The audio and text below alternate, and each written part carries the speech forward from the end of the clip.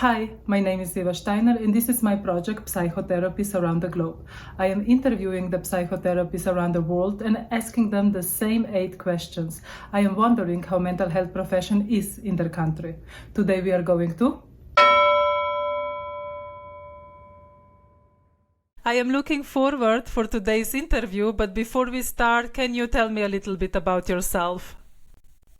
So my name is Maria Gabriela, but you can call me Mabi, so it's both of the names combined. I'm from Brazil. I live in São Paulo. I'm 29 years old, and I started working as a psychologist last year, but I've been graduated since 2019. I started first working with health insurance in a clinic, and nowadays I also do this, but I also have my own private practice. So let's start with the interview questions. Tell me a little bit about your culture. What is some holiday or tradition that your country celebrates? And if your culture would be an emotion, what emotion would it be? So Brazil is a very big country, and each state has its own traditions, but I'd say that one holiday that's celebrated all around is Carnaval. Its history is related to the Catholic religion, but with time it became a popular party. It happens in February, and summer is very hot in here, so it's summer. So people just go out to the street. Sometimes we go to the beach, but if you go to a parade or watch a parade on television, you will listen to samba, and you will see lots of costumes, people singing and dancing. And we also have a different type of party, which is called bloquinhos, and it's kind of a type of truck with a high power sound system, and the singer sings on the top of it, and the people just take the streets and follow the truck singing and dancing. It's very fun. And if my culture an emotion, I'd say it would be warmth, because Brazilians love to party. We don't need a holiday to celebrate, and we are very open and welcoming to other people, from foreigner people. Of course, you will find different ones, different personalities here, but in general, we are a very open country. How did you become a psychotherapist in your country, and what is your therapeutic approach?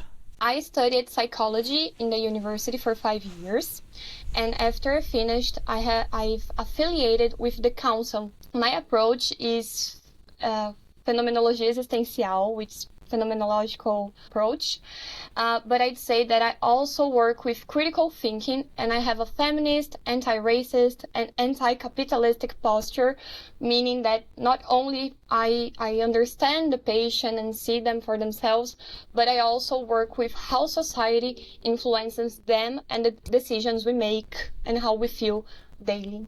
That's really interesting approach. Yeah, and I think it's an important one because Brazil has been a political country, has become a more political country in the last 4 or 5 years. We had a conservative wave of people thinking like the traditional family, the good behaviors. So people have been really strained into this kind of way of thinking. But when the patient comes, they bring a lot of anxiety or fear or feeling that they are disconnected to themselves because they have to behave how the society thinks, And also when I talk about anti-capitalistic, it's because we work a lot. The cases of burnout have been increasing, and it's been very bad.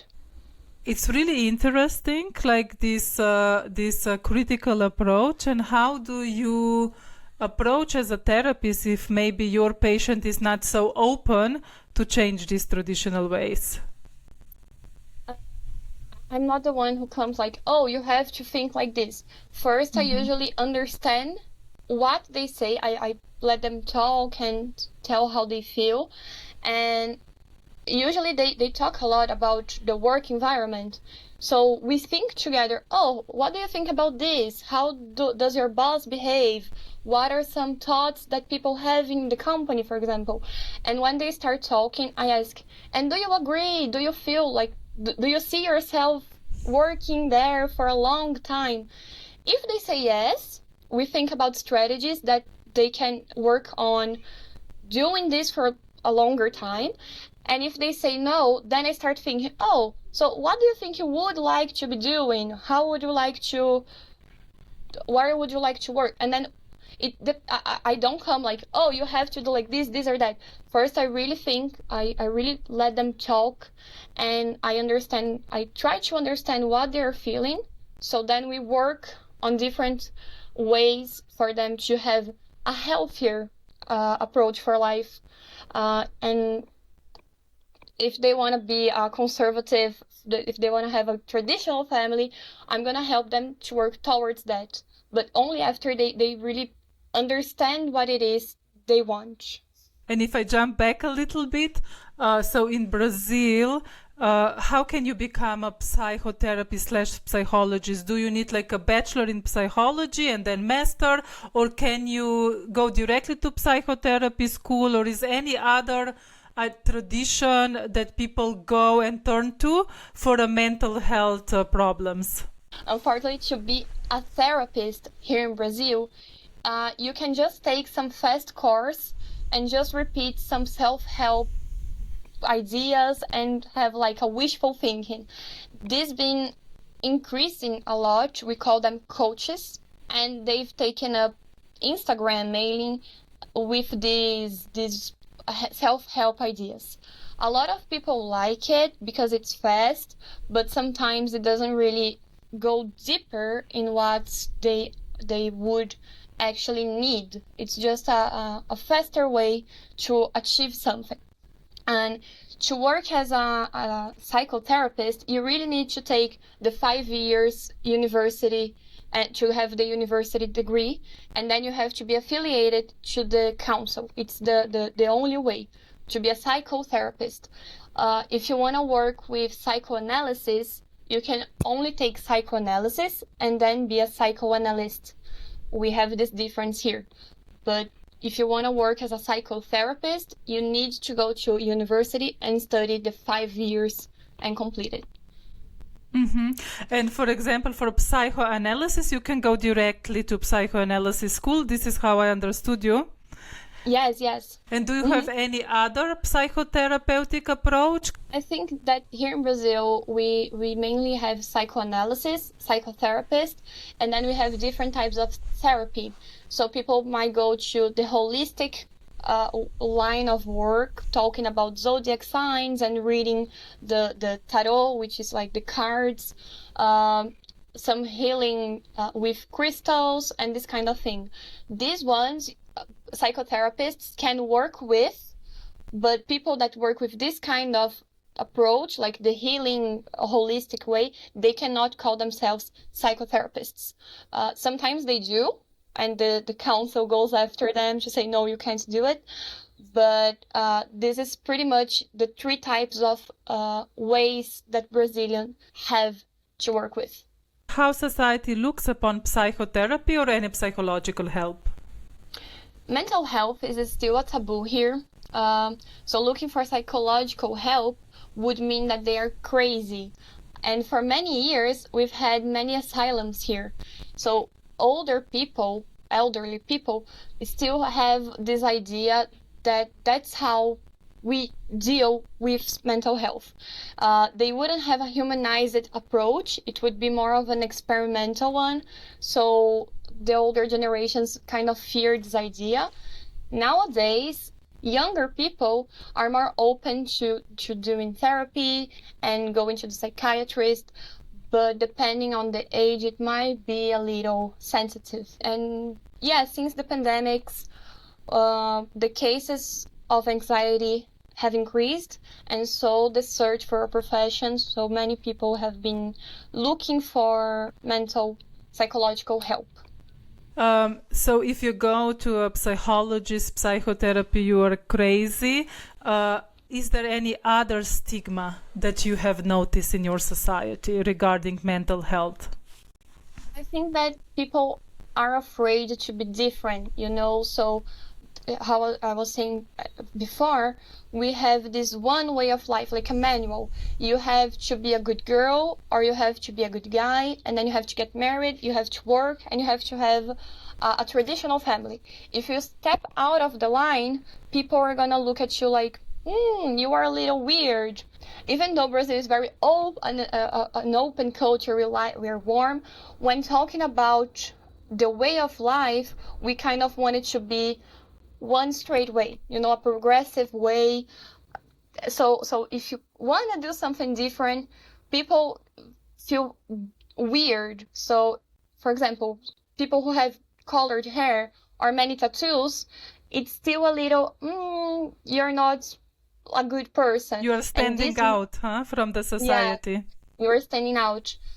So these kind of people, they are usually taken out as awkward, as different, as weird, and they usually end up going to therapy more easily than the good family guy. Okay, so what is your society teaching about child-parent relationship, and whether these values of society also affect how you design your interventions as a therapist? We have a very patriarchal culture, like a hierarchy idea. So the idea of don't talk back to your parents, respect the elderly, is very strong. Children, adolescents, teenagers, they have to be very respectful to older people, to their parents mainly, even though their parents don't really treat them with respect. Respect is a both way street, but usually they expect only one way for themselves. For what I've seen, some psychotherapists keep this mindset when making interventions. So, as I was saying before, I'm not this one. I prefer to understand how my patient feels. But I've seen many therapists going like, oh, but you have to be a good child. You have to respect your parents, even though when they yell at you, for example. As for me, I don't usually agree how parents deal with their children, as if they owe them love, respect, being taken care of when they get older. This is a big deal here. So if I am a mother and I have a child, I'm gonna tell them from day one, oh, you're gonna take care of me when I'm old. You're gonna help me. You're gonna be the one who's gonna take care of me when I get older. And yeah, it's important to have a healthy relationship, but many times the parents put so much pressure that the child ends up giving up their own lives to provide and to take care of their parents as they grow old. And it's very toxic. Many complaints, many times patients come to me feeling exhausted to have to take care of their parents when they are older. So in my approach, I first try to understand how the relationship is and how my patient feels in it, and depending on the answers, we create healthier strategies for their relations. And how, for example, if a child is not taking care of the parent, or it's like reluctant to take care of the parent, how does society look at this child? With a lot of judgment many times. You can hear from the neighbors, for example, oh, you haven't talked to your mom? What do you mean? Like, she misses you. You have to go there. You have to make her lunch. You have to take her to the doctor.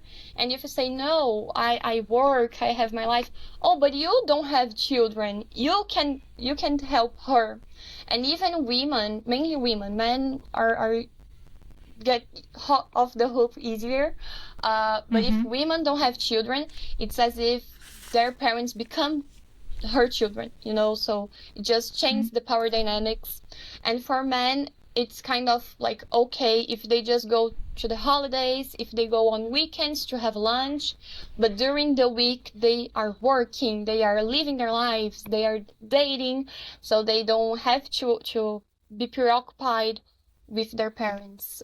And also thinking about the child-parent relationship, I think that the parents end up having a very concrete idea of what success is, and they want their children to follow this idea, even though the child doesn't really believe in it.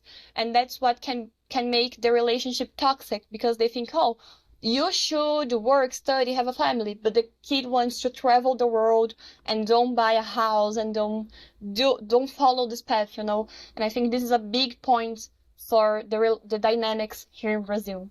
What are the learned beliefs regarding client-therapist relationship, and can the relationship continue outside the therapy once the therapy process is over?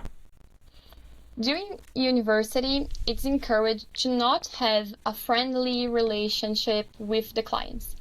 It's taught that we kind of have to behave in a distant, aloof kind of way to be professional. You know, like we cannot nod too much, we cannot smile too much.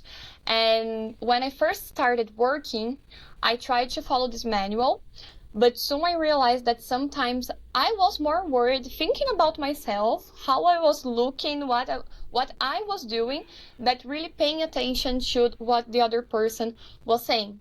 And I realized like that's bad for me, that I'm becoming a bad professional because I'm not really engaged in the relationship with the patient. So nowadays I feel much more comfortable because I realize that when I behave naturally, sometimes like smiling a little or nodding or making like a I don't believe this kind of face, and of course with a lot of being very careful not to feel like I'm judging what the patient's saying, but I feel that this has helped the bond with the patient be much more stronger than when I was, you know, being very, very cold, in a cold kind of way. It's interesting because you said, you know, like the warmth is the emotion.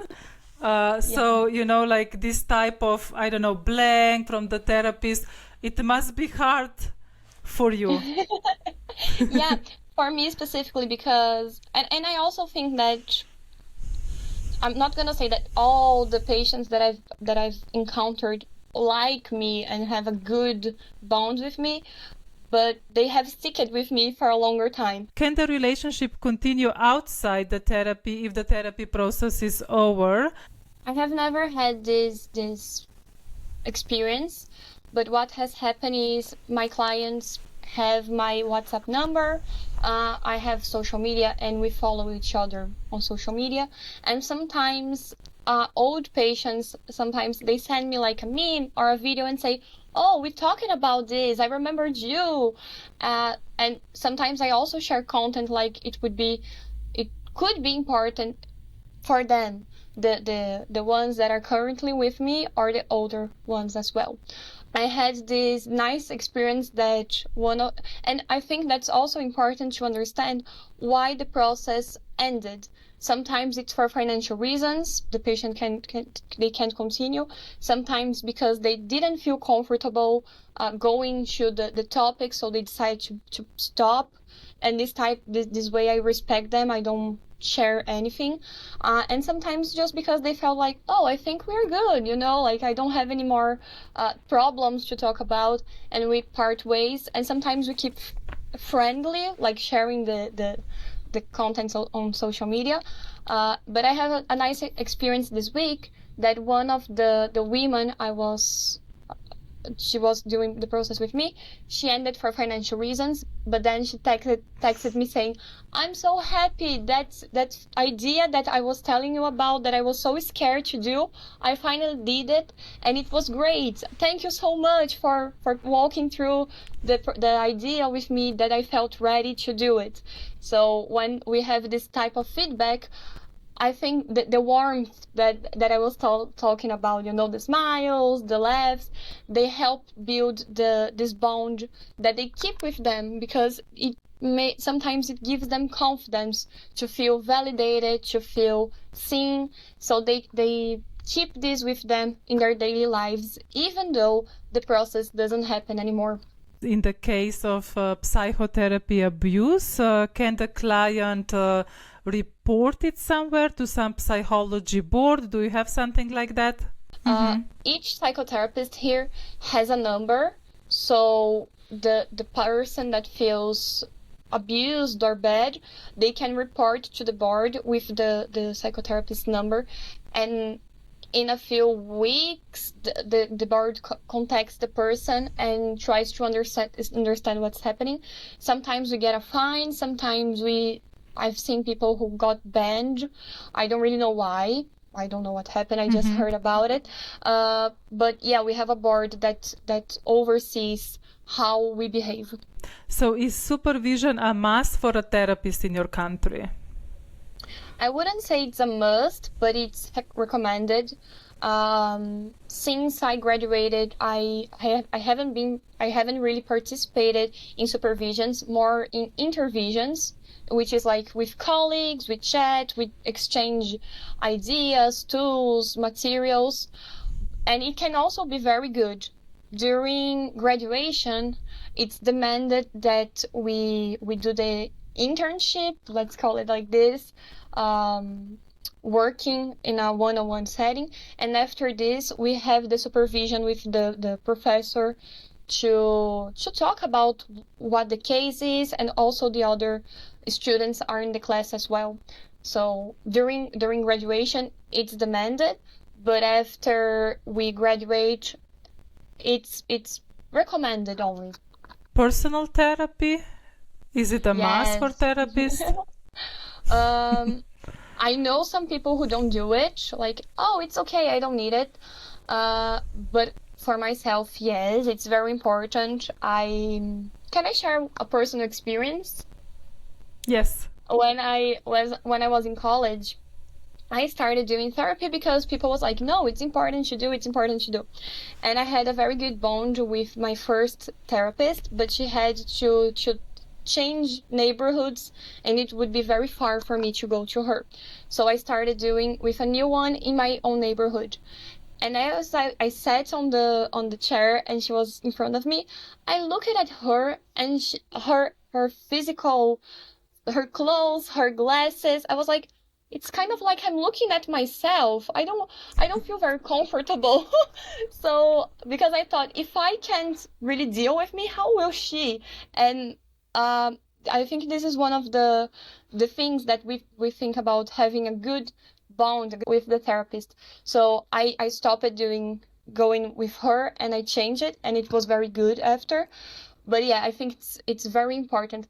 Also because the clients, the cases that we get, they might make us feel uncomfortable sometimes, because it reminds us of something personal. So it's very important to have our own therapy. Okay, the 7th question. What are the most common complaints that the client comes to therapy for? Since the pandemics, as I was saying, the numbers of anxiety cases increased exponentially, and most of patients, they start experiencing physical symptoms. So for example, a very strong headache, like stomach ache, shortness of breath. So they think that's bad for them, that's not normal. So they go to a doctor, like a physician, and they do the exams, and they're told, oh, you have nothing, it's emotional, go see a psychiatrist or a psychotherapist. They usually first go to the psychiatrist to take some medicine because they believe it's going to be easier, it's going to be faster. But after a while, like 1, 2, 3 months, they look for psychological help, and then they begin the psychotherapist process. So usually they talk about anxiety, but I believe that we have to understand what's their anxiety. So what is it that they are calling it? What's happening with them? And after, I usually try to understand what's causing them the anxiety, and usually there are very similar reasons. So for example, a heavy or toxic environment to work, or the workload is getting very heavy. Financial insecurity is a big thing in Brazil right now.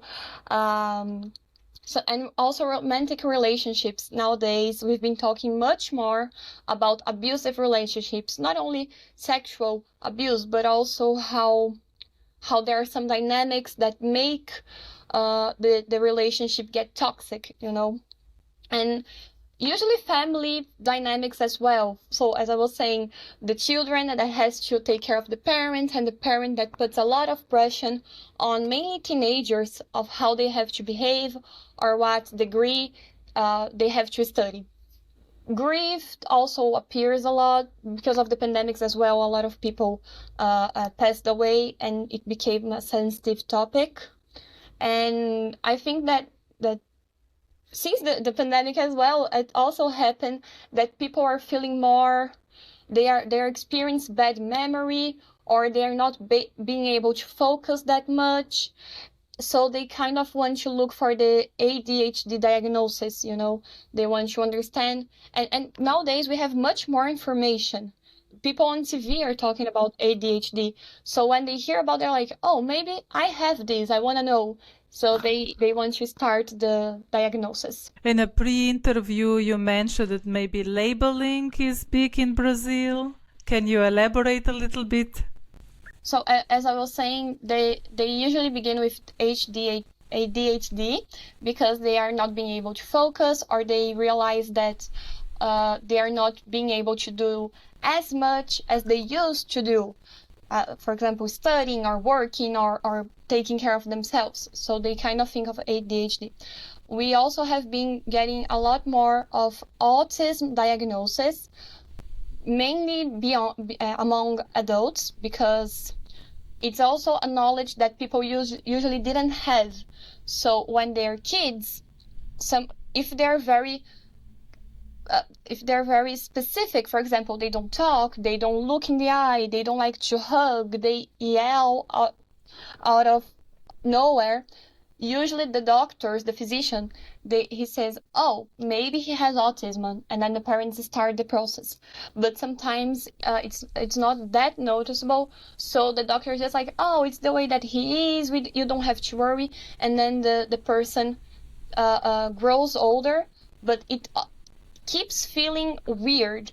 So nowadays we have people in their 20s, 30s that have been diagnosed, and I even have one patient like this, and she's like, oh, now I have a name for why I have been feeling like this all my life. Like, she didn't have the support of a family to look after it in her childhood, so now she has to do a lot of things trying to feel better.